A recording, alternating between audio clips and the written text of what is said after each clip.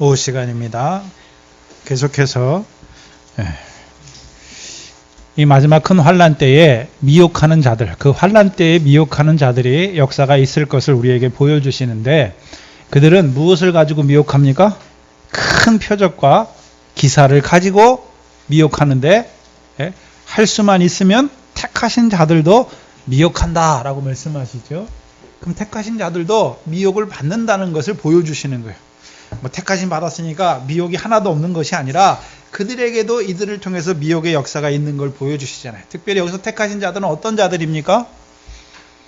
죽임을 당한 어린 양의 생명책에 농명된 자들조차라도 미혹을 받는 것을 보여주십니다. 봐야 하는 것은 마태복음 26장을 한번 보시면 26장 31절 이하에 예수님께서 이제 자기가 죽으실 것을 보여주시죠. 때에 예수께서 제자들에게, 마태복음 26장 31절 이하입니다. 때에 예수께서 제자들에게 이르시되 오늘 밤에 너희가 다 나를 버리리라 기록된 바 내가 목자를 치리니 양의 떼가 흩어지리라 하였느니라. 그러나 내가 살아난 후에 너희보다 먼저 갈릴리로 가리라. 그러면 목자를 치시잖아요. 목자를 친다는 의미가 무엇입니까? 예수 그리스도께서 십자가에 죽으시는 것이죠. 그러면 이 32절에 양떼가 흩어질 것을 말씀하시잖아요. 그래서 32절 그러나 내가 뭐한 후에요? 살아난 후에 너희보다 먼저 어디로 가겠다 말씀하십니까? 갈릴리로 가시죠. 갈릴리로 가셔서 뭐 하십니까? 갈릴리에 있는 제자들을 만나시잖아요. 갈릴리에서 제자들이 뭐 합니까? 그물로 고기 잡잖아요. 그들에게 만나셔서 그들에게 뭐 해주십니까? 숯불에 구운 생선을 주시잖아요. 153마리가 잡아도 찢어지지 않는 그물을 주시고, 그물을 통해서 큰 물고기 153마리가 잡혀도 찢어지지 않게 하시고, 그 고기를 뭘로 주십니까? 숯불에 구운 생선으로 더하여 주셔서 떡과 생선을 주셔서 조반으로 주셔서 이제 뭐 하는 자로 세웁니까? 내 어린 양을 먹이는 자, 내 양을 치는 자, 내 양을 먹이는 자로 세우잖아요.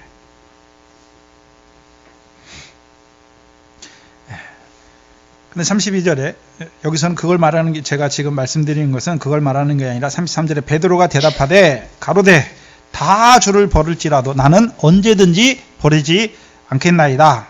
34절에 예수께서 가라사대 내가 진실로 내게 이르노니 오늘 밤 닭이 울기 전에 내가 3번 나를 부인하리라. 그럼 주께서 지금 침을 받기 위해서, 죽으시기 위해서 가는 것이잖아요. 근데 갈 때에 베드로에게 뭘 말씀하셨습니까? 내가 닭이 울기 전에 3번 나를 부인할 것을 말씀하잖아요. 근데 35절에 베드로가 가로되 내가 주와 함께 뭐 할지언정이요? 죽을지언정. 그럼 베드로가 예수님이 가는 그 자리가 무슨 자리인 건 알았습니까? 죽으러 가는 자리라는 걸 알았잖아요. 그럼 자기도 그 자리 가서 뭐 하겠단 말입니까? 주와 함께 죽겠다는 거잖아요. 내가 죽을지언정, 주와 함께 죽을지언정 주를 부인하지 않겠나이다 하고 모든 제자들도 이와 같이 말하니라. 근데 부인합니까? 부인하지 않습니까? 왜요? 왜 부인하는 자가 됩니까? 분명히 주께서 죽으시는 자리에 가는 것을 알고 자기도 주와 함께 죽겠다고 말하는데 왜 부인하는 자가 됩니까? 내가 죽는 자들, 내가 주를 위해 죽는 자잖아요. 내가 주를 위해는 죽을 수가 없어요.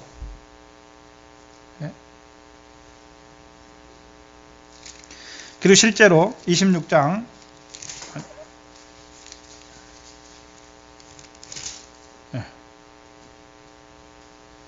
69절 이하에 보면, 마태복음 26장 69절 이하에 보시면 베드로가 바깥들에 앉았더니 한 비자가 나와서, 대제사장의 집이죠. 가로되 너도 갈릴리 사람 예수와 함께 있었도다 하거든. 베드로가 모든 사람 앞에서 부인하여 가로되 나는 내 말하는 것이 무엇인지 알지 못하겠노라 하며 앞문까지 나아가니 다른 비자가 저를 보고 거기 있는 사람들에게 말하되 이 사람은 나사렛 예수와 함께 있었도다 하매 베드로가 맹세하고 또 부인하여 가로되 내가 그 사람을 알지 못하노라 하더라. 조금 후에 곁에 섰던 사람들이 나와 베드로에게 이르되 너도 진실로 그 당이라 내 말소리가 너를 표명한다 하거늘 저가 저주하며 맹세하며 가로되 내가 그 사람을 알지 못하노라 하니 닭이 곧 울더라. 이에 베드로가 예수의 말씀에 닭 울기 전에 내가 3번 나를 부인하리라 하심이 생각나서 밖에 나가서 심히 뭐합니까? 통곡하죠. 그럼 이게 1차적으로 베드로에게 이루어지잖아요. 근데 예수님께서 내가 베드로에게 주와 함께 죽겠다고 하는 그 베드로에게 내가 닭 울기 전에 3번 나를 부인할 것을 말씀하시잖아요. 근데 이 마태복음에서는 닭 울기 전에 3번 나를 부인한다고 말씀하시는데 마가복음을 한번 보시면 마가복음 14장 27절 이하를 보시면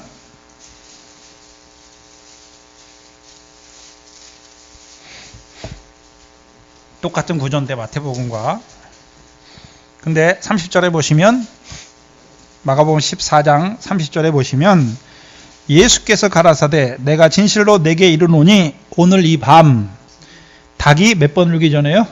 2번 울기 전에 내가 3번 나를 부인하리라. 베드로가 힘있게 말하되 내가 주와 함께 죽을지언정 주를 부인하지 않겠나이다 하고 모든 제자도 이와 같이 말하니라. 왜 닭이 나옵니까? 닭은 뭐를 알리는 짐승입니까? 때를 알리잖아요. 때가 시작된 걸 알리잖아요. 근데 3번 부인하고 닭이 우는 소리를 듣는 자들은 어디에 떨어집니까? 밖에 나가서 심히 통곡하게 되는 거예요. 근데 마태에서는 1번뿐인데 마가복음에서는 2번이잖아요. 그럼 베드로에게 그 때가 그러면 마가복음에 보면 마가복음 14장 그 이루어지는데 72절에 71절 72절에 베드로가 3번 부인하는데 66절부터 14장 66절부터 되는데 72절을 보면 닭이 곧 2번째 울더라. 이에 베드로가 예수께서 자기에게 하신 말씀 곧 닭이 2번 울기 전에 내가 3번 나를 부인하라 하심이 기억되어 생각하고 뭐 했습니까? 울었더라. 그러면 베드로에게 예수님께서 왜 베드로에게 오늘 밤 닭이 2번 마가복음에서는 2번 울기 전에 네가 나를 3번 부인하리라 말씀하잖아요. 그리고 3번 부인하고 나서 첫 번째 닭이 우는 소리를 들었습니까? 2번째 닭이 우는 소리를 들었습니까? 2번째 닭이 우는 소리 들었어요. 그러면 첫 번째 닭이 우는 소리가 분명히 있었죠. 첫 번째 닭이 우는 소리가 분명히 있었잖아요. 근데 그 소리 들었습니까? 못 들었습니까? 못 들으니까 뭐 하게 되는 것입니까? 부인하게 돼요. 3번 부인해요. 베드로에게만 말씀하시는 것이 아니라 그럼 베드로가 그 첫 닭이 울 때 첫 닭의 소리를 들었으면 그 자리가 뭐 하는 자리인 줄 알았겠습니까? 주와 함께 죽는 자리인 줄 알았겠죠. 부인하지 않는 자가 되는 거예요. 근데 첫 닭의 소리를 듣지 못하니까 2번째 닭이 우는 소리를 들을 때는 언제입니까? 3번 부인하고 나서 2번째 닭이 우는 것을 듣는 것이죠. 뭘 말씀하시냐 하면 닭이 우는 것은 때를 알리잖아요. 베드로와 같이 베드로는 뭘 본 자였습니까? 지금 마태복음 24장에서 주의 오심과 세상 끝에 징조에 대한 말씀을 받은 베드로 앞에 이제 베드로도 주와 함께 죽을 수 있는 예수님이 그 예루살렘에 올라가서 고난받고 죽임당하고 제3일에 살아나잖아요. 베드로도 그 자리에 세움 받았잖아요. 근데 첫 번째 닭이 우는 소리를 듣지 못하니까 3번 부인했잖아요. 베드로에게만 보여주시는 것이 아니라 인자의 오심과 세상 끝의 징조에 대한 말씀을 받은 우리 앞에도 때를 알리는 닭의 울음소리가 2번 예비되어 있는 것을 보여주세요. 언제 예비되어 있습니까? 첫째 닭이 울 때가 언제입니까? 뭐가 시작되는 때입니까? 첫 3년반 환란이 시작되는 때가 첫 번째 닭이 우는 때예요. 그럼 첫 번째 닭이 우는 소리를 듣는 자는 어떤 자들이 됩니까? 그 첫 3년반 환란을 통해서 이루시는 역사가 무엇인 줄 알고 주와 함께 뭐 하는 자가 됩니까? 죽는 자가 돼요. 주와 같이 고난받고 죽임당하고 죽는 자가 되는 거예요. 근데 이 첫째 닭이 우는 소리를 듣지 못한 자들은 다 어떻게 됩니까? 3번 부인해요. 한때, 둘때, 반때에 다 부인하는 자들이 된단 말입니다. 그러면 첫째 닭의 소리를 듣는 자, 첫째 닭이 우는 소리를 듣는 것은 닭은 때를 알리는 거니까 지금 도시에는 닭 우는 소리가 없잖아요. 예? 지금은 여러분이 아침에 일어나는 알람 시계 맞춰놓고 일어나잖아요. 예? 그렇잖아요. 근데 베드로를 통해서 우리에게 뭘 보여주십니까? 단순히 닭이 우는 소리를 듣는 것을 말하는 게 아니에요. 큰 환란이 시작되었음을 알려주는 닭의 울음소리예요. 그럼 누가 듣습니까? 그 닭의 울음소리를. 근데 닭이 언제 웁니까? 낮에 웁니까? 어둠이 지나가고 새벽이 올 때 웁니까? 어둠이 깊어가잖아요. 그럼 새벽이 오기 전에는 가장 어둠이 심한 때잖아요. 그때 뭐가 옵니까? 닭이 울잖아요. 그래서 마태복음 25장에 밤중쯤 되어 소리가 나잖아요. 네? 신랑이로다 맞으러 나오라 말씀하시죠. 닭의 우는 소리를 듣는 것은 단순히 그냥 닭이 굴었다 소리를 듣는 것이 아니라 큰 환란이 시작되었음을 알리는 소리를 듣는 거예요. 그러면 마태복음을 통해서 어떻게 듣습니까? 큰 환란이 어떻게 시작되는 줄 어떻게 압니까 우리가? 멸망에 가증한 것이 거룩한 곳에 서는 게 무엇입니까? 그게 닭의 울음소리예요. 그러면서 뭐가 시작됐습니까? 네? 환란이 시작됐잖아요. 근데 멸망에 가증한 것이 거룩한 것에 서는데 다 깨닫습니까? 읽는 자가 깨닫습니까? 다 깨닫는 게 아니에요. 누가 깨닫습니까? 유대에 있는 자들이 깨달아요. 감람산에 올라온 자들이 깨닫는단 말입니다. 참 감람나무의 가지가 된 자들이 깨닫는 거예요. 아무나 깨닫는 게 아니에요.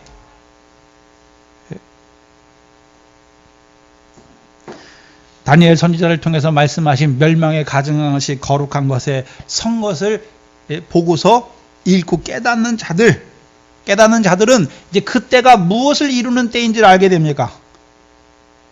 우리가 아까 봤던 다니엘서 12장 1절을 통해서 책에 기록된 모든 자에게 구원을 이루시는 환란의 때라는 것을 알게 되는 것이죠. 그래서 그 환란을 통해서 무엇을 이루는지도 알게 되는 것이죠.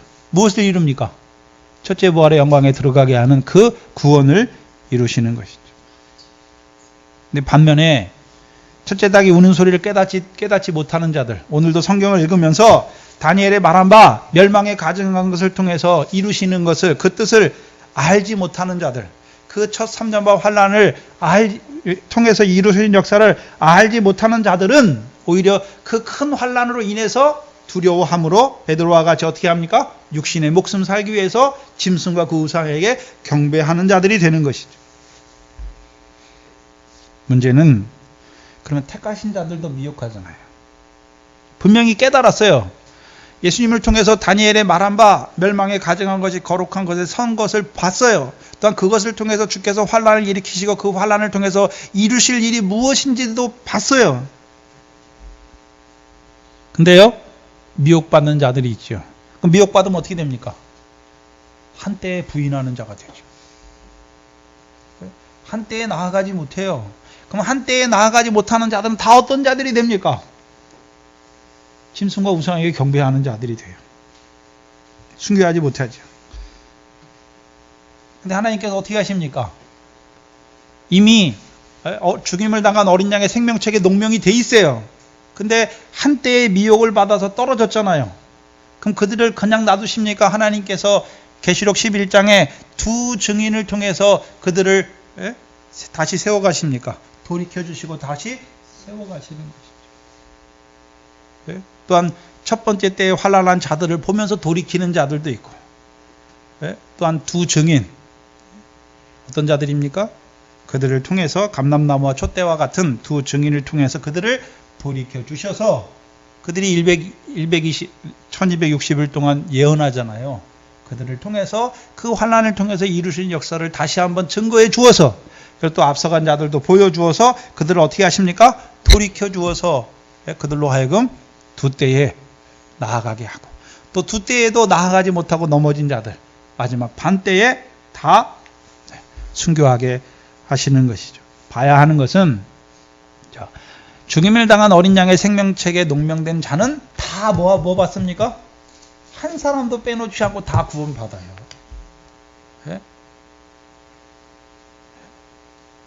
한때에 떨어진 자들 다시 돌이키셔서, 두 때에 떨어진 자들도 다시 돌이키셔서. 그러나 뭐는 봐야 됩니까? 한때, 두때, 반때 지나갈수록 뭐가 더 커집니까? 환란이 더 커질 것을 말씀해 주죠. 왜요? 육신의 것 때문에 끊지 못했기 때문에 그 육신의 것을 끊기 위해서 더 큰 환란을 주세요.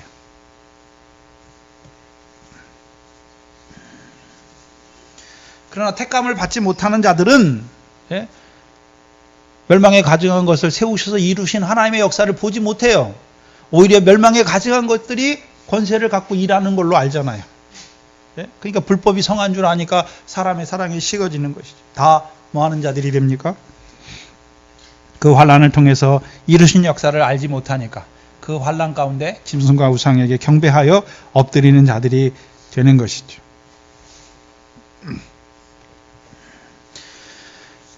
그래서 환란 전에는 무슨 역사가 있습니까? 미혹의 역사가 있는데 미혹의 역사를 이루시는 이유가 무엇입니까? 요한 2서 1장 7절 8절입니다.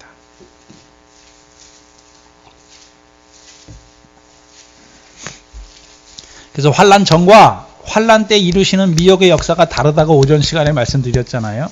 그럼 환란 전에 이루시는 미혹의 역사를 통해서는 무엇을 어떤 멸망을 이루는 자들입니까? 7절 8절에 보시면 요한 2서 7절 8절 보시면 미혹하는 자가 많이 세상에 나왔나니 이는 예수 그리스도께서 육체로 임하심을 부인하는 자라. 이것이 미혹하는 자요 적그리스도니. 그 미혹하는 자들이 뭘로 미혹합니까? 예수 그리스도께서 육체로 임하심을 부인하게 하는 거죠. 그게 미혹하는 자인데 그럼 그 미혹의 결과가 무엇입니까? 8절에 너희는 너희를 삼가 우리의 일한 것을 잃지 말고 온전한 상을 얻으라. 그럼 미혹자들로 말미암아 미혹에 떨어진 자들은 무엇을 잃어버립니까? 온전한 상을 잃어버린 자들이잖아요. 그러면 하나님께서 환난 전에 우리에게 진리를 통해서 우리에게 그리스도를 통해서 진리의 영을 통해서 이루어 가신 온전한 상이 무엇입니까? 하나님의 나라를 유업으로 얻게 하는 열매 맺는 생명으로 영생으로 살리시는 거죠. 근데 미혹의 역사가 일어나니까요. 뭘 잃어버립니까? 온전한 상을 잃어버리는 자가 되고. 그런데 오늘 환난 때 미혹하는 자들은 온전한 상을 잃게 하는 미혹이 아니라 무슨 미혹입니까? 그리스도가 여기 있다. 거짓 그리스도들과 거짓 선지자들이 일어나서 큰 표적과 이적을 행하여 택하신 자들을 미혹하는데 어떻게 미혹합니까? 그리스도가 여기 있다. 저기 있다. 그러면 그리스도가 여기 있단 말은 이미 그리스도께서 뭐 했단 말입니까? 지금 거짓된 자들이 말하는 그리스도는 다시 오시는 그리스도잖아요. 이미 그리스도가 가셨다가 다시 오시는 거니까 인자의 다시 오심을 말하는 거잖아요. 지금 오심과 주의 오심과 세상 끝을 말하니까 이 환난 때 이미 주께서 뭐 했단 말입니까? 이미 오셨다라고 말하는 거잖아요. 그럼 환난 때 이미 오셨다는 자들이 어떤 자들입니까? 이미 환난 전에 휴거된다 하는 자들도 있고, 특별히 이 환난 때 미혹하는 자들은 그리스도께서 이미 임하셨다 말하잖아요. 그럼 그리스도가 누굽니까 이때? 우리가 데살로니가후서 2장 4절에 그 멸망의 아들 불법의 사람이 하는 일이 무엇입니까? 자존하여 자기를 하나님의 성전에 자기가 앉고서 자기를 가르쳐 뭐라 그럽니까? 내가 하나님이다 말하는 자잖아요. 그럼 거짓된 자들이 하는 일이 무엇입니까? 그리스도가 광야에 있다, 골방에 있다 말하는 거잖아요. 그럼 이들이 표적과 기사를 행하는 목적이 무엇입니까? 그럼 우리가 잘 아는 예수님께서 이 땅에 오셔가지고 표적을 많이 행했잖아요. 요한복음 19장 30절 31절에 예수님께서 표적을 행하신 목적이 무엇이 있습니까? 행하신 목적이 무엇이죠? 예수께서 하나님의 아들 그리스도이심을 믿게 하려고. 그럼 저와 여러분이 표적을 봤다. 예수께서 하나님의 아들 그리스도임을 믿는다는 의미가 무엇입니까? 요한복음 2장이죠. 표적을 믿는 건데 표적이 무엇입니까? 예수께서 하나님의 아들 그리스도임을 믿는 거예요. 그러면 믿는 자에게는 어떤 의미가 있는 것입니까? 요한복음 2장 11절에 갈릴리 가나 혼인잔치에 표적을 행하잖아요. 근데 11절에 보시면 예수께서 이 처음 표적을 갈릴리 가나에서 행하여 뭘 나타내셨습니까? 그 영광을 나타내심에 제자들이 그를 믿으니라 말씀했잖아요. 그럼 예수께서 표적을 통해서 예수님께서 이 땅에 초림하신 육신 입고 오신 예수님께서 표적을 행했잖아요. 먼저는 표적을 행하신 목적이 첫 번째가 무엇입니까? 자기가 예수가 하나님의 아들 그리스도이심을 믿게 하시려고. 그럼 믿는 자들은 단지 예수가 그리스도임이 믿어진 것입니까? 하나님의 영광의 본체인 그리스도 곧 영광을 본 것입니까? 영광을 본 거잖아요. 그럼 예수 그리스도께서 이 땅에 오셔서 이루시는 표적은 우리에게 예수께서 하나님의 아들 그리스도이심을 알게 하잖아요. 근데 고린도후서 4장에 그리스도는 무엇입니까? 하나님의 영광의 복음의 광채잖아요. 뭘 보여주십니까? 우리에게 아버지 하나님의 독생자의 영광을 보여주시잖아요.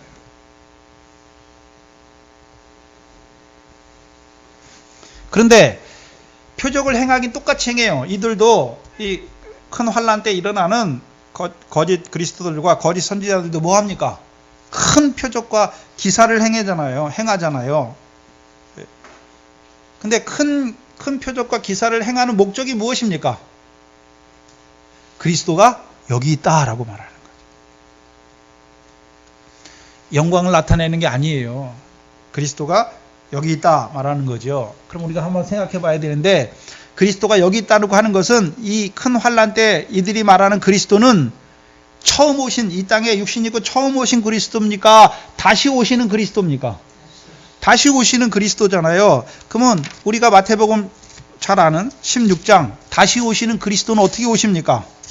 16장 27절에 마태복음 16장 27절에 다시 오시는 그리스도는 어떻게 오십니까? 예? 그냥 오십니까? 인자가 아버지의 영광으로 오시는 것입니까? 아버지의 영광으로 오시잖아요. 근데 이 거짓된 자들이 나타내는 표적은 뭘 위한 표적입니까? 그러면 인자가 다시 오실 때 아버지의 영광으로 오시는데 그때는 영광을 보여주시기 위해서 오는 것입니까? 그 영광대로 입혀주시기 위해 오시는 것입니까? 입혀주시기 위해 오는 거예요. 입혀주시기 위해서. 근데 이들은 그러면 이들은 어떤 자들입니까? 가리우는 거죠. 영광을 입혀주시기 위해서 오시는 인자의 다시 오심을 가리우는 자들이에요. 마태복음 19장 28절에도 5절에 살펴봤잖아요. 세상이 새롭게 되어 인자가 자기 영광의 보좌에 앉을 때. 근데 이 큰 표적을 행하는 거짓된 자들은 주께서 다시 오시는데 아버지의 영광으로 다시 오시는 주님을 가리운단 말이죠. 왜 다시 오십니까? 각 사람의 행한 대로 갚아주시기 위해서. 어디에서 행한 대로입니까? 큰 환난 때 예수의 증거와 하나님의 말씀을 인해서 목배임을 받은 대로, 고난받고 죽임을 받은 대로 그들에게 천년 동안 그리스도로 더불어 살아서 왕노릇하게 갚아주시는 것이죠. 그러면 이 큰 환난 때 역사하는 거짓된 자들을 잘 봐야 돼요. 그러면 이들이 역사하는데 그냥 아무렇게나 역사하는 게 아니에요. 이들은 역사하는데 역사의 초점이 무엇입니까? 예수 그리스도께서 초림 때 행하셨던 그 이적과 기적을 행하는 거, 표적과. 예수 그리스도께서 이 땅에서 표적을 행하고 이적을 많이 행했잖아요. 왜 행했습니까? 내가 그리스도임을 나타내기 위해서, 하나님의 영광을 보여주시기 위해서 행했잖아요. 근데 인자가 다시 오시는 것은 우리에게 그 영광을 보여주시기 위해서 오는 것이 아니라 그 영광을 입혀주시기 위해서 오시는 거잖아요. 그러면 이때 이 큰 환난 때 거짓된 자들이 하는 일이 무엇입니까? 예수님이 초림 때 행했던 그 표적과 이적을 행하는 거예요. 그것을 통해서 뭐 합니까? 미혹하는 거예요. 근데 그들이 행하는 그 표적과 이적을 통해서 이들이 이루는 것은 무엇입니까? 초림 때처럼 그리스도의 영광을 보여주는 것이 아니라요, 짐승과 우상을 경배하게 하잖아요.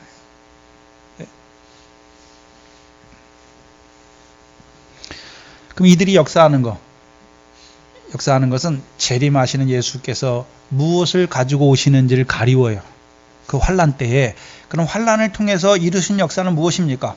환난을 통해서 예수의 증거와 하나님의 말씀을 인하여 짐승과 우상에게 경배하지 아니함으로, 짐승의 이마와 손에 짐승의 표를 받지 아니함으로 순교하게 하시잖아요. 그 행한 대로 인자가 다시 그들의 행한 대로, 순교한 대로 그들에게 그 아버지의 영광으로 갚아주시기 위해서 다시 오시는 그 재림을 가리우잖아요.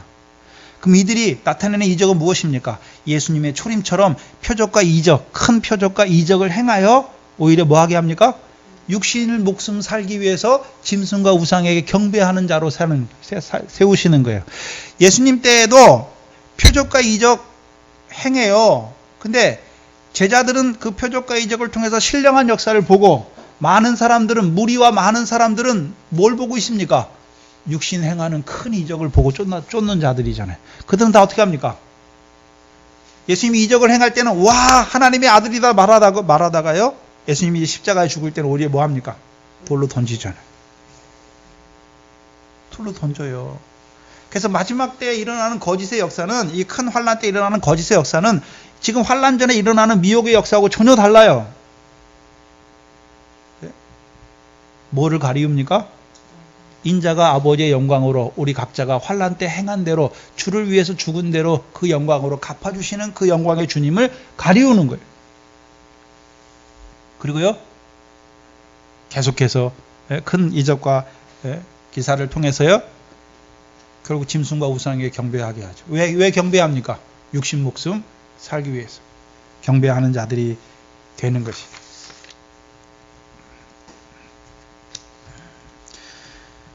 그래서 오늘 본문에 보시면 거짓 그리스도들과 거짓 선지자들이 일어나 큰 표적과 기사를 보이어 할 수만 있으면 택하신 자들도 미혹해 하리라.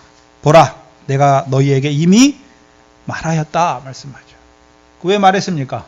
주께서 왜 미리 말씀하십니까? 큰 환난 전에 일어나는 미혹과 같았으면 말씀할 필요가 없어요. 근데 큰 환난 때 일어나는 이 미혹은 환난 전에 일어났던 미혹과 전혀 다른 미혹이기 때문에 주께서 미리 말씀하시는 거예요. 분명히 그때에는 거짓 선지자들과 거짓 그리스도들이 일어나잖아요. 기존에 있던 자들이 아니라 새롭게 일어나서 뭐 합니까? 미혹의 역사를 할 것을 보여주시는 거죠. 한마디로 그들의 미혹은 무엇입니까? 인자가 아버지의 영광으로 오시는 그 주님을 가리워요. 뭐를 통해서요? 인자가 이미 왔다. 그리스도께서 이미 여기 있다. 말하는 것이죠.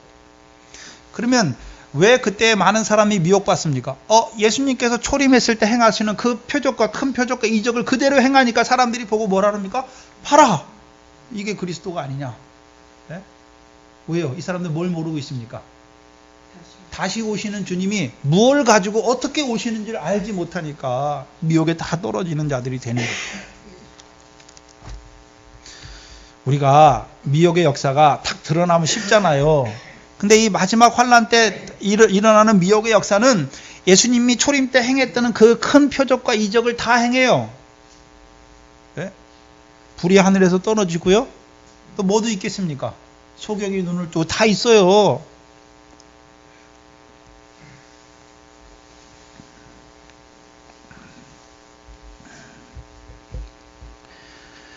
주께서 보라, 내가 너희에게 미리 말하였다. 너희에게 말하는 거예요. 사람들에게 말하는 게 아니에요. 그럼 너희는 누굽니까? 먼저는 주의 오심과 세상 끝에 징조를 묻던 자들이고, 또한 계속해서 마태복음 24장의 말씀을 통해서 이 환난 때 환난을 통해 이루실 말씀을 깨닫는 자들이고, 또한 그 환난 때에 택하신 자들로 그 큰 표적과 기사를 보이어 미혹하는 자들이 있을 것을 먼저 깨닫게 하신 자들이에요. 26절에 그러면, 우리말로 옮기면 그러므로가 더 어울려요. 그러므로 사람들이 너희에게 말하되 보라, 그리스도가 광야에 있다 하여도 나가지 말고, 보라, 골방에 있다 하여도 뭐 하지 말라 말씀하십니까? 믿지 말라. 그럼 이 환난 때는 그리스도께서 오십니까? 안 오십니까? 아직 안 오시잖아요. 근데 이들은 뭐라 그럽니까? 그리스도가 왔다. 뭘 통해서요? 큰 이적과 기적을 행하는 걸 보니까 예수님 그리스도가 이 땅에 초림하실 때도 큰 이적을 행했으니까 지금도 이렇게 행하지 않냐? 그러니까 그리스도가 왔지 않냐? 말하는 것이죠.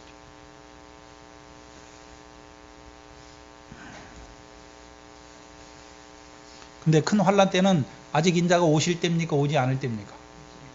오지 않았어요. 네? 그럼 큰 환란을 통해서 무엇을 이루십니까?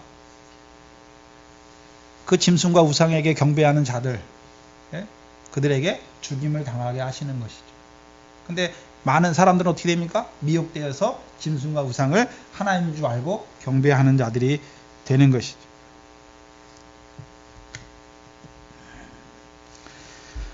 그러면 이들이 말하는 그리스도, 큰 이적과 표적을 행하는 자가 그리스도다라고 말하는 거예요. 왜요? 예수님께서 초림 때 와서 큰 표적과 이적을 행했으니까. 그 환란 때에도 큰 표적과 이적을 행하는 자들을 보고서 뭐라 그럽니까? 이가 그리스도다 말하는 거죠. 그래서 결국 그들이 큰 이적과 표적을 통해서 뭘 하게 합니까? 짐승과 우상에게 경배하는 것이죠. 그럼 이때 그리스도께 그 거짓 그리스도들, 그죠? 그들이 하는 일이 무엇입니까? 육신의 목숨을 보여주는 거잖아요. 짐승과 우상에 경배하지 아니하면 몇 시든 다 죽인대잖아요. 그러면 그들에게 가는 자들은 어떻습니까? 짐승과 우상에 경배함으로 육신 목숨을 사는 거죠. 또 육신으로 자기들이 바라보는 그 세상 것을 다 여전히 뭐 합니까? 먹고 사는 거죠. 그럼 먼저 광야에 있다 말하잖아요. 광야에 있다. 여기서 왜 광야에 있다 말합니까? 그리스도가 광야에 있다, 왜 골방에 있다 말합니까? 광야에 있다는 것은 계시록 12장에 보면 광야에 해를 입은 한 여자가 나오죠. 계시록 12장을 보시면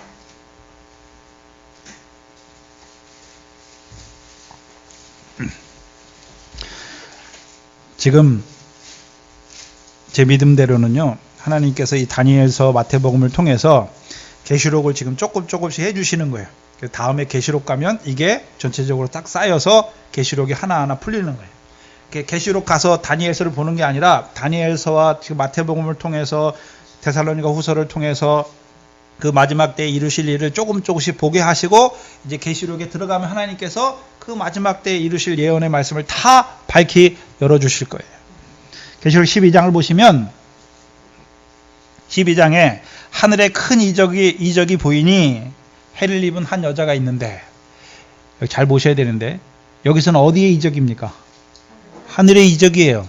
그럼 거짓된 자들이 행하는 이적은 어디에 이적을 행하는 거겠습니까? 땅에서요. 그러면 땅에 있는 자들을 미혹하잖아요. 땅에 있는 자들을 미혹하잖아요. 그러면 그 환란 때 주의 택함을 입은 자들은 땅에 있는 것을 바라봅니까? 주께서 다시 오실 때 자기들에게 갚아줄 그 영광을 바라보는 자들입니까? 하늘에 속한 것을 바라보는 자들이죠. 여기 보니까 하늘에 큰 이적을 보이니 해를 입은 한 여자가, 여기 해는 여기 태양을 말하는 거예요. 해를 입은 한 여자가 있는데 그 발 아래는 달이 있고 그 머리에는 12별의 면류관을 썼더라. 2절에 이 여자가 아이를 베어 해산하게 되음에 아파서 애써 부르짖더라. 그럼 이 여자는 뭐 하는 여자입니까? 아들을 해산하는 여자잖아요. 아들을 해산하는 여자예요. 그러면 성경을 종합적으로 보면 신약의 갈라디아서에 마태복음 갈라디아 4장 21절에 아브라함에게 두 아내가 있잖아요. 두 여자. 이것은 비유다. 그렇죠? 두 여자잖아요. 두 여자가 무엇을 말씀했습니까? 두 언약이다라고 말씀했잖아요. 하나는요 하갈에게서 났잖아요. 육체를 따라 낳고, 하나는요 약속을 따라 낳지요. 사라잖아요. 하나 우리 어머니 사라잖아요. 여자는 여자인데 무엇을 따라 낳은 자입니까? 약속을 따라 낳잖아요. 누구를 낳습니까? 이삭과 같이 성령을 따라 낳은 자를 낳잖아요. 그것이 무엇입니까? 교회잖아요. 교회. 여자가 교회예요. 여자가 하는 일이 무엇입니까? 아들을 낳아요. 그러면 하갈과 같은 교회는 무슨 아들을 낳습니까? 율법 아래 종노릇하는 하나님의 백성들을 낳는 자들이고, 아브라함의 아들은 아들인데 율법 아래 종노릇하는 자들. 그러면 사라와 같은 교회는 어떤 교회입니까? 위에 있는 예루살렘을 바라보는, 하늘의 상을 바라보는 성령, 이삭과 같이 성령을 따라 나는 거예요. 하나님의 나라를 유업으로 얻을 하나님의 백성들을 낳는 자들이에요. 근데 왜 아들입니까? 왜 딸은 없습니까? 아버지 하나님께서 갚으실 유업을 바라보는 아들로 낳는 거예요. 그러면 이 계시록 12장에 나오는 이 여자, 이 교회는 어떤 아들을 낳습니까? 환난 때 낳는 아들이에요. 그럼 환난 때 낳는 아들은 어떤 아들입니까? 순교자들이죠. 근데 순교자들을 계시록 21장에 보면, 계시록 21장 보시죠. 계시록 21장은 신부와 아들의 면으로 두 가지를 보여줘요, 우리에게. 21장 1절 이하에 또 내가 새 하늘과 새 땅을 보니, 그러면 이 새 하늘과 새 땅은 뭐가 거하는 새 하늘과 새 땅입니까? 의에 거하는 바 새 하늘과 새 땅이지요. 처음 하늘과 처음 땅이 없어졌고 바다도 다시 있지 않더라. 또 내가 봄에 거룩한 성 새 예루살렘이 하나님께로부터 하늘에서 내려오니 그 예비한 것이 신부가 단편을 위하여 단장한 것 같더라 말씀하시죠. 그리고 3절 이하에 쭉 보시면 내가 들으니 보좌에서 음성이 나서, 큰 음성이 나서 가로되 보라 하나님의 장막이 사람들과 함께 있음에. 그러면 큰 성, 하늘에서 내려온 성, 거룩한 성 새 예루살렘이 무엇입니까? 하나님의 장막이에요. 그게 하나님의 장막이에요. 그럼 하나님의 장막에 누가 함께 있습니까? 하나님이 함께 있잖아요. 근데 그 장막은 뭐가 충만한 하나님의 장막입니까? 하나님의 영광이 충만하죠. 보석과 같은 하나님의 영광이 충만한데 그들이 함께 거하는 것이죠. 하나님이 저희와 함께 거하시리니 저희는 하나님의 백성이 되고 하나님은 친히 저희와 함께 계셔서 쭉 눈물을 닦고 쭉 하시잖아요. 그리고 7절에 잘 보세요. 이기는 자는 이것들을 유업으로 얻으리라. 이것들이 무엇입니까? 거룩한 성 새 예루살렘이죠. 그래서 나는 저의 하나님이 되고 그는 내 누가 됩니까? 아들이에요. 아들. 왜 아들이라고 말합니까? 신부라고도 말하고 왜 아들이라고도 말합니까? 아들은요, 그 거룩한 성 새 예루살렘을 유업으로 얻는 자들을 말하는 거죠. 그럼 어떤 자가 얻습니까? 신부 단장된 자가 얻는 거예요. 그러면 계시록 12장에서 아들을 낳는데 어떤 아들을 낳습니까? 하나님의 나라를 거룩한 성 새 하나님께로부터 내려오는 거룩한 성 새 예루살렘을 유업으로 얻을 하나님의 아들을 낳는 교회예요. 그들은 언제 낳습니까? 1260일 동안. 계시록 12장에 다시 보시면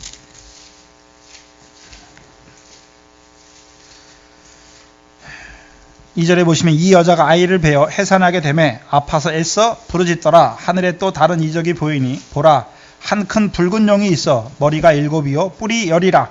그 여러 머리에 7 면류관이 있는데 그 꼬리가 하늘 별 3분의 1을 끌어다가 땅에 던지더라.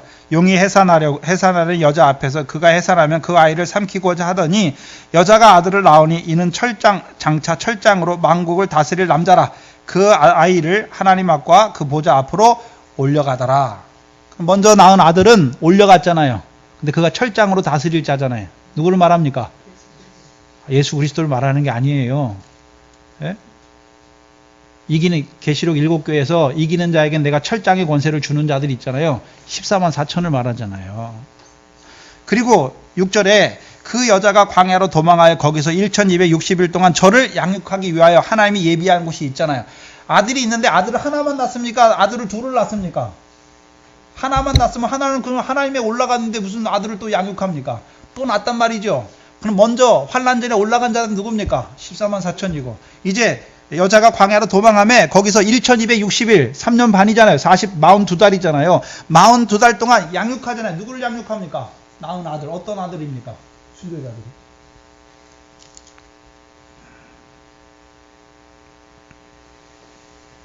그럼 1260일 동안 어떻게 양육합니까? 42달 일할 권세를 가신 바다에서 올라온 짐승과 우상에게 경배하지 아니하는 자로 이마와 손에 그 표를 받지 아니한 자로 양육하는 것이죠. 그래서 한때에 나아가게 하고 한때에 나아가지 못하는 자들 두 때에 나아가게 하고 반때에 나아가게 하는 자들이죠. 그래서 그들이 그 환난 때 예수의 증거와 하나님의 말씀을 인하여 짐승과 우상에게 경배하지 아니하므로 죽임을 받게 하잖아요. 그래서 그들로 하여금 이제 인자가 자기 아버지의 영광으로 올 때 그리스도에 더불어 1000년 동안 왕노릇하게 하고, 그 다음에요, 왕노릇한 후에 그 1000년이 끝나면 잠깐 곡과 마곡의 전쟁이 있고, 마지막에 그리스도의 최후의 심판 때가 있고, 둘째 사망, 불못에 던지우는 그 행위에 따라서 바다 가운데 죽은 자, 사망 가운데 죽은 자, 음부 가운데 죽은 자가 다 나와서 그리스도의 심판대 앞에서 행위에 따라서 심판받잖아요. 그게 둘째 사망이에요. 그러나 첫째 부활에 참여하는 자도, 천년왕국에 참여하는 자, 둘째 사망이 없잖아요. 그럼 그들은 그 마지막 심판이 끝나면 이제 첫째 부활에 참여한 자들은 어디에 갑니까? 거룩한 성 새 예루살렘, 하나님께 내로부터 오는 그 성 예루살렘을 유업으로 얻는 아들이 되는 거예요. 그때.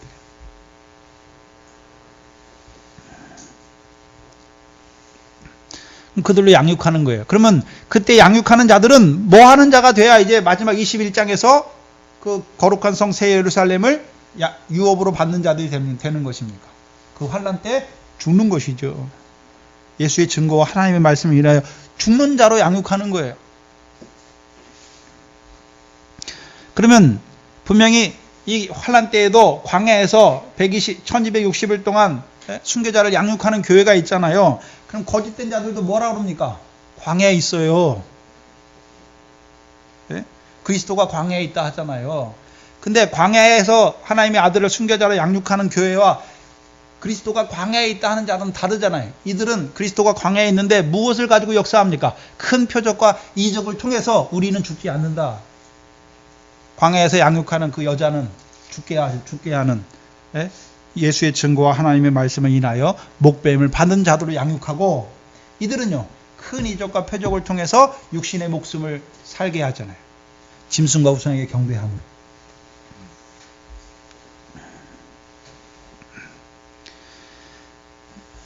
그럼 그리스도께서 지금 마태복음 24장에서 광야에 있다, 골방에 있다, 골방에 있다는 의미는, 골방은 은밀한 곳이잖아요.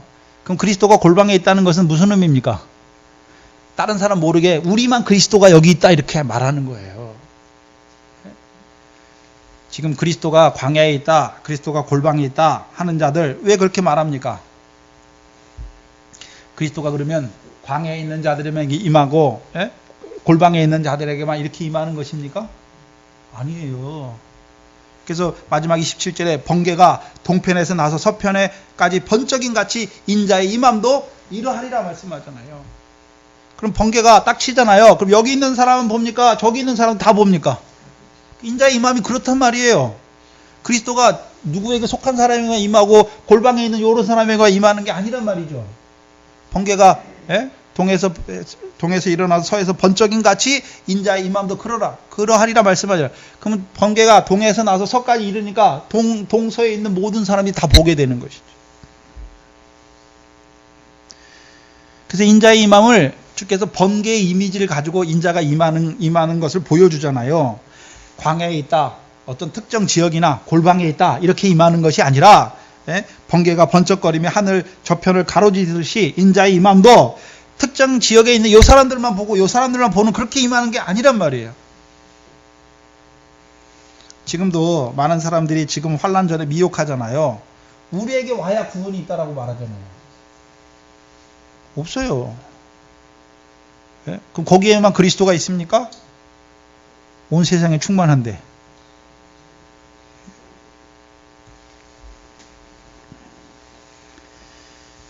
번개가 번쩍이면 모든 사람들이 볼 수 있듯이, 분명히 볼 수 있듯이 그렇게 임하실 거예요.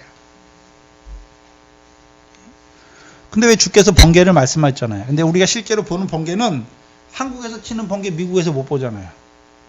그렇죠? 근데 주께서 임하실 때는 왜 번개라고 말합니까? 시편 77편 이하나 시편 97편이나 나움 2편 2장 4절에 보면 번개가 세계를 비춰요.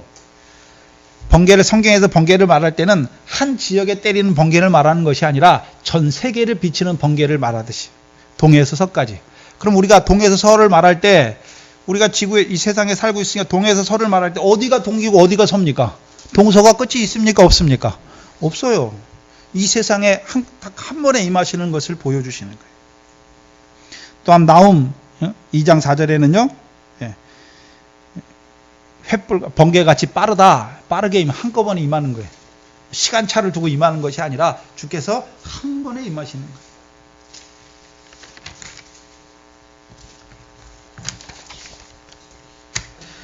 그럼 미혹하는 자들 어떻게 미혹합니까? 그리스도가 여기 있다. 큰 표적과 이적을 가지고 여기 있다 저기 있다 하잖아요. 근데 그들이 행하는 큰 표적은 결국 무엇을 위한 표적입니까? 짐승과 우상에게 경배하게 해서 하나님 백성 경배하게 해서 육신 목숨 살리는 표적으로 역사하는 것이. 근데 광야에서 양육하는 순교자들 양육하는 자들은 어떻게 양육합니까? 짐승 예수의 증거와 하나님의 말씀을 인해서 짐승과 우상에게 경배하지 아니함으로 죽게 하시는 거죠. 성도의 권세가 깨어지게 하시는 것이죠. 그럼 미혹자들은 뭐 하게 합니까? 큰 환난 때 죽지 못하게 하죠. 육신 목숨 위해서 경배하고 살아라 말하는 것이고, 순교자를 양육한 교회는요 예수의 증거와 말씀을 인해서 목배임을 받는 자들로 세우시는 그 때를 보여주시는 거예요. 그러면 미혹하는 자들은 뭐 하지 못하게 합니까? 예수의 증거와 말씀을 인해서 알고는 있잖아요. 근데 미혹을 받으니까요 육신 목숨 살기 위해서 그걸 저버리는 거예요. 그리고 마지막 28절에 죽음이 있는 곳에 독수리들이 모일지니라 말씀하죠. 그래서 여기서 죽음을 말하는 것은 공간복음이 말하는 시체예요. 시체. 마태복음 14장 12절에 보면 사람들이 요한의 시체를 가져다가 장사하고, 그 다음에 계시록 11장 8절 9절에도 보면 그 두 증인의 시체를 그 소돔이라고 성에 못 박잖아요. 3일 반 동안. 그러면 시체. 여기서는 죽음보다는 시체가 있는 곳에 뭐가 보입니까? 독수리가 보여요. 우리가 봐야 되는 시체는 공간복음에서 말하는 시체가 아니라 에레미야 7장에서 말하는 시체예요. 우리가 에레미야 7장에 뭐가 나옵니까? 흰놈의 골짜기가 나오죠. 흰놈의 골짜기에서 이루시는 역사가 무엇입니까? 하나님께서 패역한 유다 백성을요 흰놈의 골짜기에서 그들을 장사하게 하는데 그들의 시체를 공중의 새와 들짐승의 밥으로 내어주시는 거죠. 그게 무엇입니까? 그게 게헨나예요. 그게 신약의 지옥이란 말이에요. 그럼 죽음이 어디 있습니까? 거짓 선지자들과 거짓 그리스도들이 역사하는 그곳이 뭐 하는 곳입니까? 시체가 있는 거예요. 죽음이 있는 거예요. 그래서 그리스도가 여기 있다, 저기 있다, 광야에 있다, 골방에 있다. 그리 가면 다 뭐가 됩니까? 죽는 자가 돼요. 육신은 살아요. 근데 죽어요. 그럼 누구에게 내줍니까? 하나님이 여기서는 독수리에게 내주잖아요. 시체를. 공중에 새잖아요. 그럼 성경에 말하는 독수리는 하나님께서 창세기 2장에 흙으로 지은 사람을 돕는 배필로 지은 들짐승과 공중의 새 중에 하나가 누굽니까? 독수리예요. 물론 성경에서는 모든 우리가 하나님이 지으신 만물을 두 가지로 보여줘요. 장점이 있고 악한 점이 있잖아요. 근데 독수리도 똑같아요. 이사야 40장 31절 이하에서는 여호와를 앙망한 자는 독수리의 새임과 같은 독수리 날개치는 새 힘을 하나님이 주시는 거예요. 독수리를 주는 게 아니라 독수리가 날개치는 그 새 힘을 주시는 거예요. 그게 독수리의 장점이에요. 그럼 독수리 날개치면 어떻습니까? 일반 새들은 날개 요만큼 치면 요만큼 가잖아요. 독수리는 바람을 타면서 나는 새예요. 그렇잖아요? 그러면 이 큰 환난 때 하나님이 뭘 놓았습니까? 바람을 놓아 불게 했잖아요. 그 바람을 타고 날아야 되잖아요. 나는 자도 있고 시체가 되면 뭐가 옵니까? 독수리가 오잖아요. 그래서 레위기 11장에 가증한 새 중에 하나가 누굽니까? 독수리예요. 왜 가증합니까? 시체를 먹는 새예요. 시체를.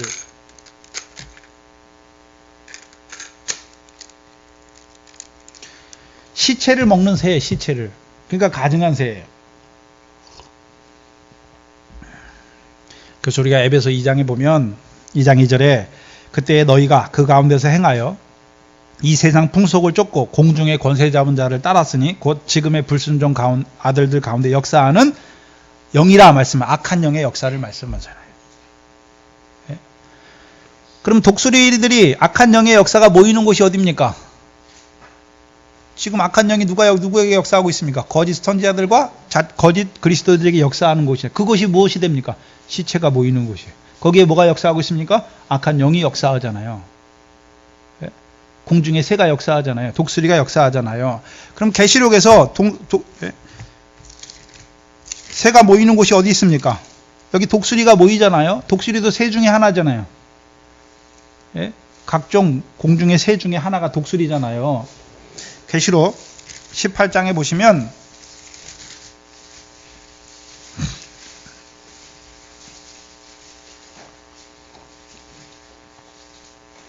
18장 1절 이하에 2일 후에 다른 천사가 하늘에서 내려온 것을 보니 큰 권세를 가졌는데 그의 영광으로 땅이 환하여지더라. 그 큰 힘을 가진 힘센 천사잖아요. 천사가 큰 권세를 가지고 오는데 그 영광으로, 큰 권세는 무엇을 이루는 권세입니까? 영광을 이루는 권세예요. 큰 영광을 이루는 권세인데 그 영광으로 땅이 어떻게 됩니까? 환하게 되죠. 2절에 힘센 음성으로 외쳐 가로되 무너졌도다 무너졌도다 큰 성 바벨론이요. 근데 바벨론에 뭐가 모입니까? 귀신의 초소죠. 두 번째는요, 각종 더러운 영이 모이는 것이고 각종 더럽고 가증한 새가 모이는 곳이잖아요. 그 더럽고 가증한 새 중에 하나가 누굽니까? 독수리잖아요. 독수리. 새가 독수리잖아요. 네? 그럼 독수리가 어디에 모였습니까? 큰 성 바벨론에 모였잖아요. 큰 성 바벨론에. 그럼 이 큰 성 바벨론은 다니엘 때 바벨론 왕 느부갓네살이 세운 그 바벨론입니까? 아니잖아요. 영적인 바벨론을 말씀하잖아요. 그러면 이 계시록에서 큰 성 바벨론이 하는 역사가 무엇입니까? 거기에 누가 모입니까? 각종 귀신이 모이고, 그 다음에요, 각종 더러운 영이 모이고, 각종 가증한 더럽고 가증한 새들이 모이는 것이잖아요. 그러면 지금 육적인 그 새나 이걸 말하는 귀신에 모이잖아요. 귀신이 무엇입니까? 보이는 육신이 있습니까? 영입니까? 영이잖아요. 영의 역사를 말하잖아요. 악한 영의 역사를 말하잖아요. 그럼 악한 영의 역사가 하는 일이 무엇입니까? 그리스도가 여기 있다 해서 하나님 백성들로 하여금 큰 이적과 기사를 통해서 미혹하게 해서 그리스도가 여기 있다 하게 해서 어떤 그리스도를 보여주십니까? 자칭 하나님이라 하는 바다에서 올라온 짐승, 그 짐승과 우상에게 경배하게 하잖아요. 3절에 보시면, 근데 그게 무너지잖아요. 그럼 무너지기 전에는 무슨 역사였습니까? 귀신의 역사와 더러운 영의 역사와 더럽고 가증한 새의 역사를, 악령의 역사를 이루어 갔잖아요. 그럼 그 역사가 무엇입니까? 3절에 음행의 진노의 포도주를 마시게 하는 거죠. 뭘 마시게 합니까? 음행의 진노의 포도주예요. 그럼 거짓된 자들이 하는 일이 무엇입니까? 왜 음행입니까? 하나님만 섬겨야 되는데 누구를 섬깁니까? 짐승과 우상에게 경배하는 자들. 그게 음행이에요.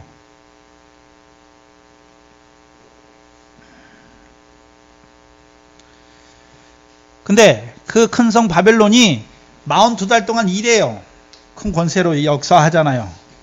세 가지 더러운 귀신의 영과 더러운 영과 더럽고 가증한 새 영들이 모여가지고 역사하잖아요.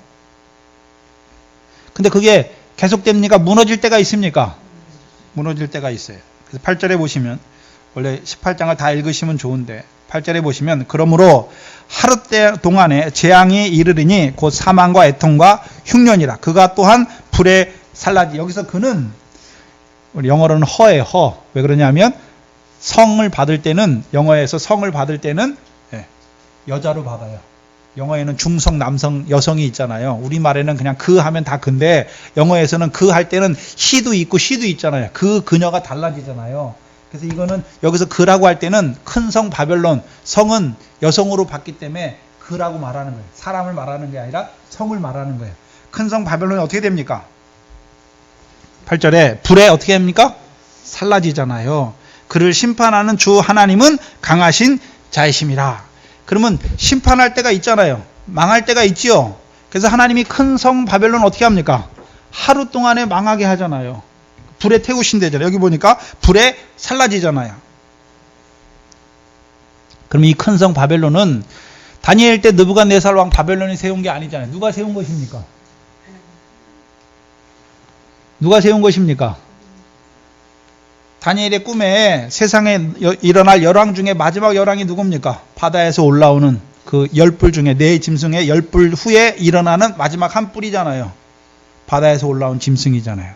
그럼 그 짐승이 왕으로 표현되고 짐승의 나라잖아요. 그 나라를 뭐라고 말하는 것입니까? 바벨론 큰 성이에요. 그럼 그 나라를 통해서 무엇을 이룹니까? 음행의 진노의 포도주를 마시게 해서 하나님의 백성들로 하여금 어떻게 합니까? 하나님이 아니라 짐승과 우상에게 경배하는 자들로 세우는 것이죠. 그래서 그 성이 살라지잖아요. 그래서 우리가 다니엘서 7장을 보시면 여기 접어놓으시고 계시록 18장을 접어놓으시고 다니엘서 7장을 보겠습니다.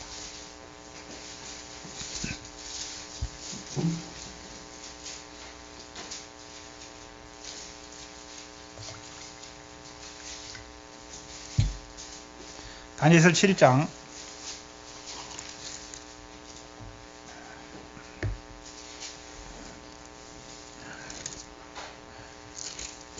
9절 이하에 1절부터 8절까지는요. 내 짐승이 바다에서 올라올 것을 말하잖아요. 근데 7절 이하에 보면 내가 밤 이상 중에 가운데 그 다음에 본 넷째 짐승, 그 넷째 짐승에 대해서 무섭게 생각하잖아요. 근데 8절에 내가 그 뿔을 그 넷째 짐승의 뿔이 나오잖아. 10뿔이 있고 그 후에 한 뿔이 나오잖아요. 내가 그 뿔을 유심히 보는 중에 다른 작은 한 뿔이 10뿔 사이에서 나더니 먼저 뿔 중에 셋이 그 앞에 뿌리까지 뽑히고 이 작은 뿔은 사람의 눈 같은 눈이 있고 또 입이 있어 큰 말을 하였다라고 말씀하잖아요. 그러면 이 바다에서 올라온 짐승에 10뿔이 있고 그 후에 일어날 한 뿔에 대해서 말하는 거죠. 마지막 한 뿔. 이 뿔이 누굽니까? 마지막에 일어날 열왕이잖아요. 넷째 나라에서 일어날 열왕인데 그가 누굽니까? 42달 동안 큰 권세를 가지고 일하잖아요. 9장 27절에 그가 한 일에 마지막 일에 일하는 자잖아요. 근데 9절 이하에 보면 내가 보았는데 왕자가 놓이고 예적부터 항상 계신 이가 좌정하였는데 그 옷의 희기가 눈 같고 그 머리털은 깨끗한 양털 같고 그 보좌는 불꽃이며 그 바퀴는 붙는 불이며 불이 강처럼 흘러 그 앞에 나오며 그에게 수종하는 자는 천천히요 그 앞에 시위하는 자는 만만이며 심판을 베푸는데 뭐가 펴 있습니까? 책들이 펴 있잖아요. 그렇죠? 그리고 11절에 그때에 내가 그 큰 말하는 작은 뿔의 목소리를 인하여 주목하여 보는 사이에 짐승이 뭐 당합니까? 죽임을 당하고 그 바다에서 올라온 짐승이 죽임을 당하고 그 시체가 상한 바 되어 어디에 던져집니까? 붙는 불에 던져지잖아요. 그러면 넷째 나라에서 일어난 넷째 짐승 중에 마지막 일어나는 그 한 왕, 그 왕만 불에 던져집니까? 그의 나라도 불에 던져집니까? 그래서 계시록에서는 그 마지막 넷째 나오는 작은 뿔의 나라잖아요. 그 나라가 무엇입니까? 바벨론이에요. 그러면 그 왕만 던져집니까? 그 나라도 던져집니까? 불에. 그 나라도 같이 던져줘요. 자, 열왕이 망할 때, 자, 바벨론 왕 느부갓네살은 망합니까? 그 왕국도 망합니까? 왕국도 망하는 거예요. 그러면 그 왕국 마지막 네 번째 짐승에서 나오는 그 작은 한 뿔을 통해서 어떤 나라가 이루어집니까? 큰 성 바벨론이 이루어져요. 그럼 그 큰 성 바벨론 누가 역사하고 있습니까? 귀신의 영이 모이고 더러운 영이 모이고 가증하고 더러운 공중의 새가 모이는 곳이잖아요. 그들이 이루는 역사가 무엇입니까? 하나님 백성의 시체를 만들잖아요. 그리스도가 여기 있다. 큰 이적과 표적을 통해서 짐승과 우상에게 경배하게 하잖아요. 음행의 진노의 포도주를 마시게 한단 말이죠. 그리고 그들이 이제 원래는 무역했어요. 근데 12절 이하에 보시면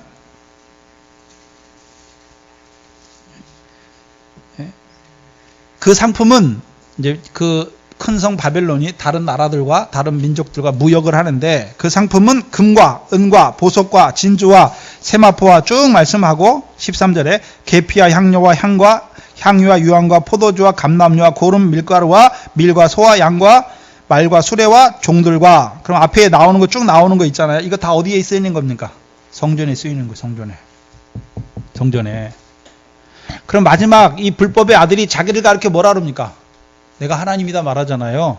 멸망에 가증한 것이 거룩한 곳에 세우잖아요. 그래서 그걸 뭐라 그럽니까? 하나님이다. 그러면 하나님한테 섬길 때 하나님 백성이 하나님한테 섬길 때 그냥 나갑니까? 하나님께서 주신 거 여기 있는 물품들 가지고 나가잖아요. 근데 그거를 누구에게 드리게 합니까? 짐승과 우상에게 드리게 하는 것이죠. 그리고 마지막에 사람들의 영혼들이잖아요. 그럼 사람의 영혼을 뭐로 갖고 있단 말입니까? 이들이 거래하는 거죠. 어떻게 거래합니까? 짐승의 우상에 경배하지 않는 자는 죽여버리고, 짐승과 우상에 경배하는 자들은요 살려두잖아요. 살려두잖아요.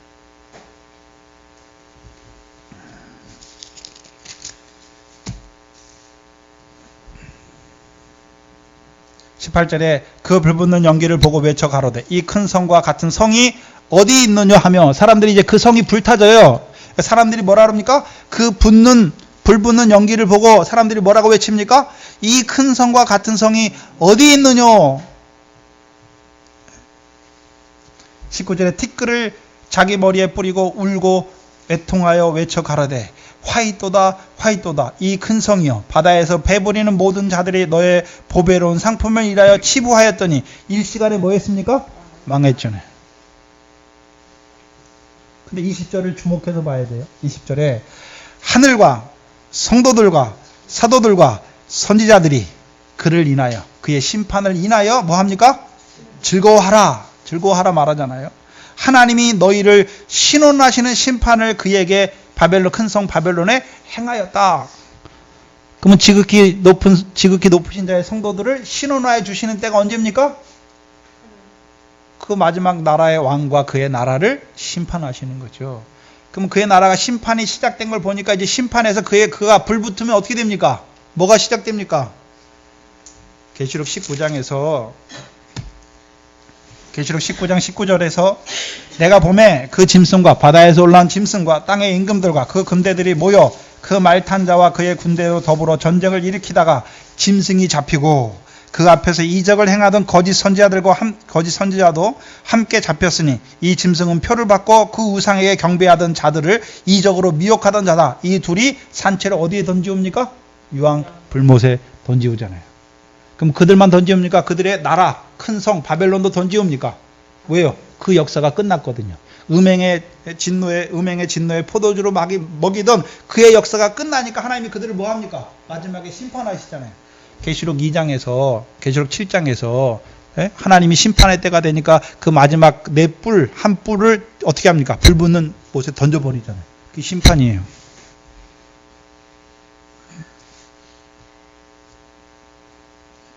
그럼 그들의 심판과 함께 뭐가 시작됩니까? 다니엘서 7장에 지극히 높으신 자의 심판이 있고 지극히 높으신 자의 성민이 하나님의 나라를 얻잖아요. 천년왕국이 시작되는 거죠.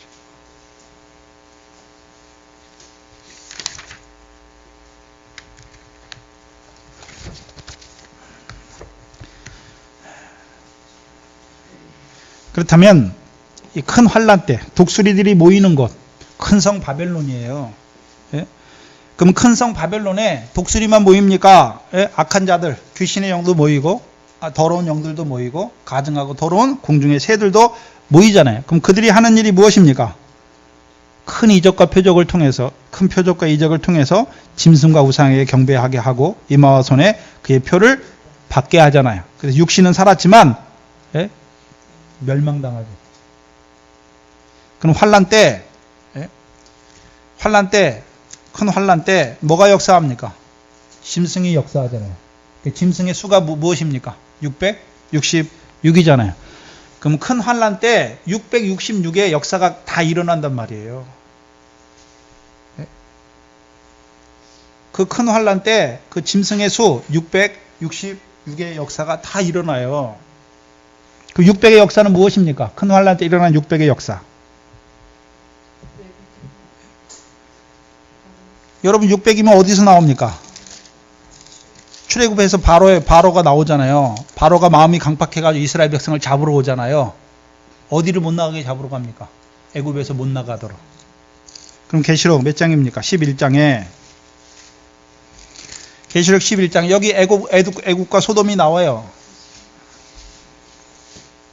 계시록 11장은 두 증인이 나오죠. 1260일 동안 예언하는 막 보여주신 촛대입니까? 영화롭게 하시는 역사. 어떤 영화롭게 하시는 역사입니까? 세상 끝에 징조를 통해 이루시는 영화롭게 하시는 그 감람산 강화의 말씀을 풀어주시는 거잖아요. 7절에 이들이 이제 1260일 동안 예언하는데 저희가 그 증거를 마칠 때에 무정액으로부터 올라오는 짐승이 저희로 더불어 전쟁을 일으켜 저희를 이기고 저희를 뭐 합니까? 죽이잖아요. 그러니까 죽이니까 8절에 저희 시체가 큰, 영적으로 하면 큰 성이 어디입니까? 소돔이라고도 하고 어디라고도 합니까? 애굽이라고도 하잖아요.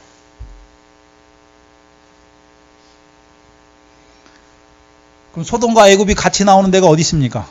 창세기 13장에. 롯이 어디로 갑니까? 여호와의 동산을 찾아서 애굽과 같은 소돔 땅으로 가죠. 애굽과 같은 소돔 땅으로 가요. 여호와의 동산은 동산이에요. 여호와의 동산을 찾아가는데 어떤 여호와의 동산입니까? 생명나무 실과가 없이 죄악이 큰 소돔성으로 간단 말이에요. 왜요? 애굽과 같은 여호와의 동산이에요. 롯이 애굽에 한번 내려갔잖아요. 그래서 올라왔어요. 가나안 땅에 올라왔어요. 근데 욥은 뭘 바랍니까? 애굽과 같은 여호와의 동산을 바라봐요. 그게 소돔 땅이에요. 아브라함이 바라보는 여호와의 동산은요, 영생하시는 여호와의 동산. 그 600의 역사는 모세 때는 애굽에서 나가는 백성을 잡으려고 오는 600승이고, 여기서는 이제 이 큰 환란 때는 어떤 600의 역사입니까? 소돔성과 같고 애굽과 같은. 그래서 하나님 백성들을 그 600의 역사로 미혹하잖아요. 어떤 미혹입니까?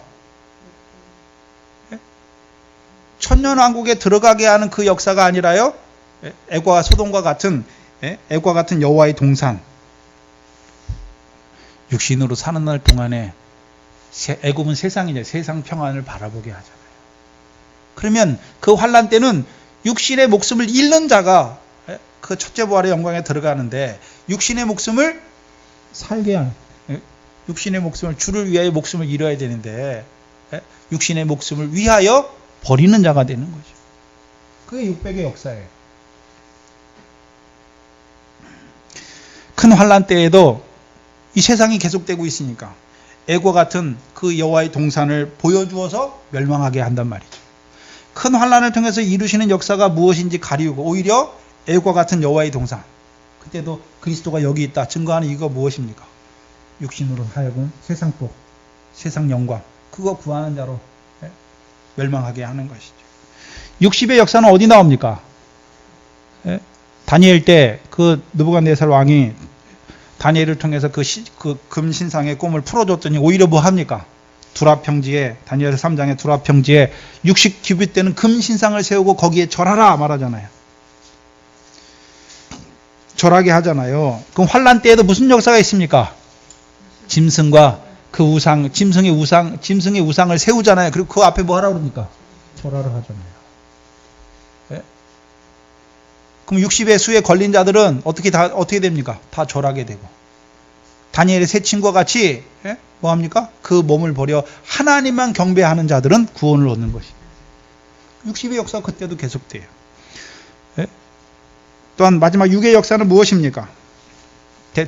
베드로전서 4장에 음란과 정욕과 술 취함과 방탕과 연락과 무법과 우상 숭배를 하여 하나님의 백성이 이방인의 뜻을 쫓아 행하게 하는 것이죠. 그러면 그 환란의 때에도 무슨 역사가 있습니까? 6의 역사, 육신의 그 정욕을 따라 역사하게 함으로 하나님 백성들로 하여금 멸망하게 하는 거예요. 죽지 못하게, 순교하지 못하게 하는 거죠. 이방인처럼 살게 하는 거예요. 그래서 600과 60과 6의 역사가 그 환란의 때에도 계속돼요. 그래서 하나님 백성은 어떻게 역사합니까? 600과 60과 6의 역사를 통해서 그 큰 환란을 통해서 이루시는 구원을 바라보지 못하고 육신의 목숨을 위해서 죽게 만들어요. 결국 그 가운데서 육신은 살지만 그 환란을 통해서는 결국 구원을 얻지 못하고 결국 그 환란을 위해서 심판에 떨어지는 자들이 되는 것이죠. 그러면 그 666의 짐승의 수에 걸린 자들 있잖아요. 표를 받은 자들, 짐승의 수 아래 살아가는 자들이에요. 그 환란 때 그들은 어떤 자들이 됩니까? 그들이 어디에 모여 있습니까? 큰 성 바벨론에 모여 있잖아요. 큰 성 바벨론에 모여 있어요. 그럼 그들이 거기서 뭐 합니까? 귀신의 영이 역사하니까, 또 더러운 각종 영이 역사하고, 더럽고 가증한 새가 역사하니까 그 새들로 말미암아 어떤 자들이 됩니까? 시체가 되는 거예요. 살아있으면 죽은 자들이 되는 거예요. 공중의 새와 짐승의 밥이 되는 거예요.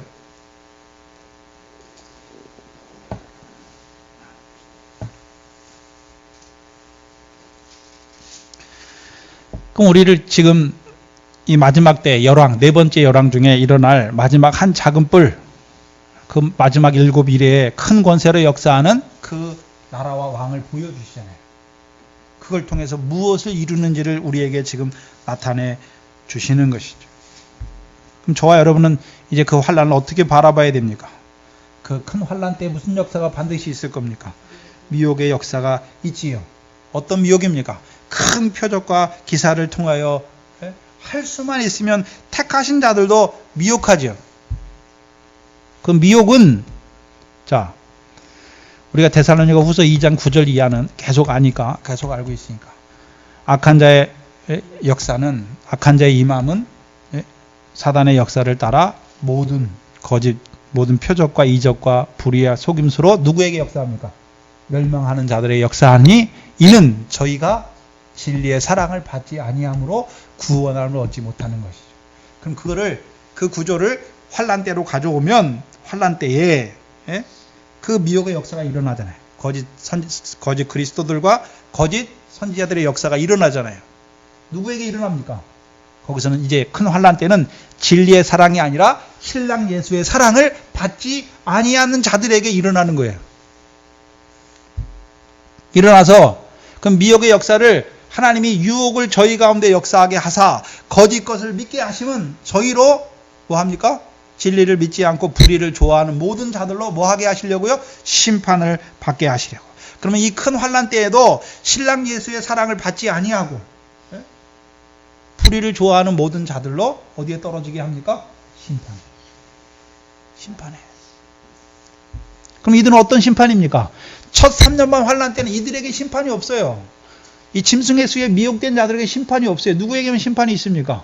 순교자들에게만 환란이 있잖아요. 이들은 짐승과 우상에 경배하니까 환란이 없죠. 죽을 이유가 없잖아요. 그때는 잘 살아요. 짐승을 통해서 이적과 막 기적을 통해서 자기들 위해서 이적을 행하니까. 짐승에게만 경배하면 되잖아요. 우상에게만 경배하면 안 죽어요. 잘 살아요. 근데 하나님이 그 거짓 그리스도들 또 그들을 통해서 미혹을 역사하게 해서 저희에게 유혹을 믿게 하시. 왜 그러십니까? 심판이죠. 어떤 심판입니까? 첫 3년반 환란이 끝나면 3년 반에 대환란의 심판에 떨어지게 하시는 거예요. 그럼 저와 여러분은 이 큰 환란 때, 큰 환란이 있지만 누구의 사랑이 함께합니까? 신랑 예수의 사랑으로 함께하여 주셔서 우리를 하여금 구원을 이루게 하시는 거죠. 그 첫째 부활의 구원을 이루어 가시는 거예요. 우리가 죽는 게 아니라 그 신랑의 사랑을 깨달음으로 죽게 하시는 거죠. 그게 저와 여러분에게 그 마지막 때에 이루어 가시는 거예요. 그래서 그때 그 죽음이 있는 곳에, 시체가 있는 곳에 공중의 새들이 모이는 그 성이 어딘지도 봐야 되죠. 그러면 그 성에서 무슨 역사가 일어납니까? 그 소돔과 고모라잖아요. 두 증인은 거기서 죽이잖아요. 그럼 두 증인만 죽였겠습니까? 그 앞에 순교자들도 다 거기서 죽입니까? 순교자들 다 거기서 죽입니다. 거기 누가 죽었습니까? 예수께서 십자가에 죽으신 곳이에요. 그러면 주께서만 죽으십니까? 우리도 주와 같이 고난받고 죽임당하고 죽는 곳이 그곳입니까? 죽는 곳이 그곳인 것을 우리에게 보여주시는 거예요. 그럼 악한 영의 역사, 귀신의 역사, 악한 영의 역사, 공중의 새들의 역사 왜 일으키십니까? 우리를 위해서, 우리로 하여금 그 큰 성에 가게 하셔서 거기서 뭐 하게 합니까? 예수님처럼 죽게 하시는 거예요. 죽게 하실 때 우리가 죽는 것이 아니라 신랑 예수의 사랑을 통해서 그 구원을 이루어 가시는 것이죠. 기도하겠습니다. 하나님 감사합니다. 미련한 저희들에게 이 주의 오심과 세상 끝의 징조를 하나하나 나타내 주셔서 깨닫게 하여 주시니 감사합니다. 이제 앞으로 우리 앞에 있을 큰 환란을 통해서 이루어 가고자 하시는 그 하나님의 뜻을 우리에게 밝히 나타내 주시고 그 환란 때에 일어날 일들을 하나하나 우리에게 깨닫게 하여 주셔서 우리로 하여금 그때를 예비하는 자로 세워가시는 아버지 하나님 감사합니다. 또한 이때에 그 환란을 앞둔 이때에 오늘도 우리를 이 말씀을 통해서 죽임을 당한 어린 양의 생명책에 농명된 자로 세워가시는 아버지 하나님 감사합니다. 늘 이 말씀을 인하여 살아가는 저희들 되게 하시고 이 말씀을 바라보며 소망하며 그 환난을 인하여 이루시는 역사를 소망하는 저희들 되게 하시고 이제 그 일을 위하여 이 교회가 순교자를 양육하는 교회로 이루어갈 수 있도록 인도하여 주시옵소서. 또한 아버지 이 교회에 속한 권속들 중에 아직도 아버지는 애굽에 있는 자들 또한 광야에 있고 아직도 미래 결실을 온전한 미래 결실을 이루지 못하고 보리의 결실을 이루지 못하고 그 열매를 이루어가지 못하는 자들을 불쌍히 여겨 주시옵시고 저들이 이제 이 말씀 안에서 자라가게 하시고 그 하나님의 나라를 유업으로 얻는 자로 세우실 뿐만 아니라 이제 이 말씀까지 이 주의 오심과 세상 끝의 징조의 말씀까지 깨닫게 하여 주셔서 저들도 그 순교자로 예비되어지는 귀한 한날 한날의 삶이 이루어질 수 있도록 인도하여 주시옵소서. 또한 하나님께서 우리에게 보내신 우리의 육신의 자녀들과 우리에게 붙여주신 육신의 형제 자매 이웃들이 있습니다. 또한 직장에 여러 동료들과 친구들이 있습니다. 그들에게도 아버지는 긍휼히 여겨주셔서 우리를 통하여 이 복음이 증거되게 하셔서 그들도 먼저는 이방인의 충만한 수로 더 나아가서는 이 순교의 영광을 바라보는 신부의 믿음으로 자라갈 수 있는 그 일을 위하여 이 교회가 나아갈 수 있도록 은혜 베풀어 주시옵소서. 감사함의 예수님의 이름으로 기도하옵나이다. 아멘.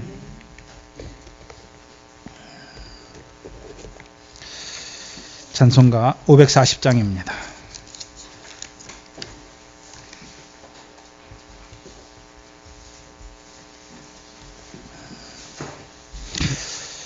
저도 이 말씀을 준비하면서 하나님이 하나하나 열어주셔서 참 감사해요. 그때 이제 전도사님을 통해서는 그냥 뭉텅구려서 이렇게 했는데 이제 말씀을 더 쪼개어서 하나님이 나눠주셔서 그 환난의 때에도 어떤 역사들을 우리에게 이루어 가시고 또한 그 환난을 통해서 하나님이 어떻게 이루어 가시는지를 나타내 주셔서 저도 그 영광을 바라보니까 저도 기쁘고 이 말씀을 늘 마음에 새기시고 이제 앞으로 우리 앞에 무슨 일이 일어날 것인지를 그거 바라보시고 그 소망하셔야죠. 540장입니다.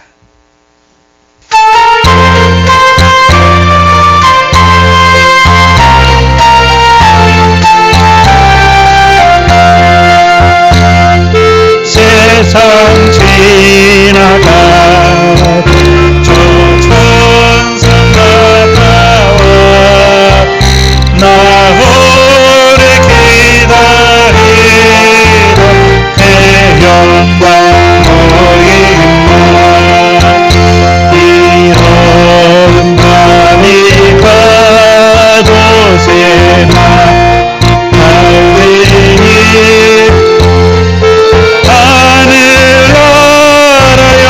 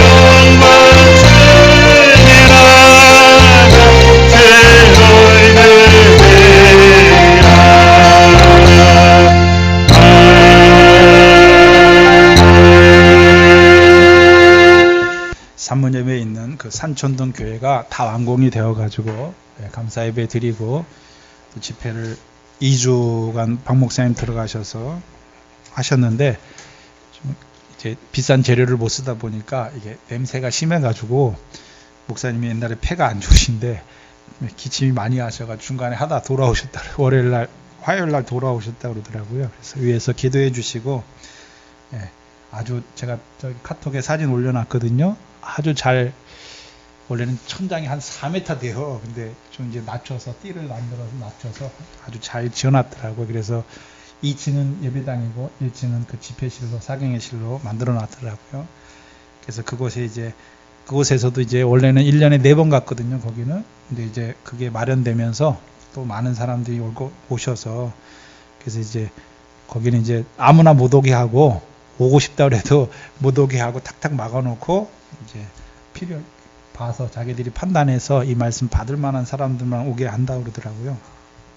그래서 이제 거기를 통해서 이제 매달 될 수 있으면 매달 가기로 했거든요. 그래서 다음 달에 제가 5월 달에 들어갑니다. 그래서 위에서도 기도해 주시고 또 제 건강을 위해서도 좀 기도해 주시고 여러 가지로 교회에 여러 가지 일들이 있습니다. 위에서 기도해 주시기 바랍니다. 주기도문으로 예배를 마치겠습니다. 하늘에 계신 우리 아버지여 이름이 거룩히 여김을 받으시오며 나라의 임하옵시며 뜻이 하늘에서 이룬 것 같이 땅에서도 이루어지이다. 오늘날 우리에게 일용할 양식을 주옵시고 우리가 우리에게 죄지은 자를 사하여 준 것 같이 우리 죄를 사하여 주옵시고 우리를 시험에 들게 하지 마옵시고 다만 악에서 구하옵소서. 나라와 권세와 영광이 아버지께 영원히 있사옵나이다. 아멘.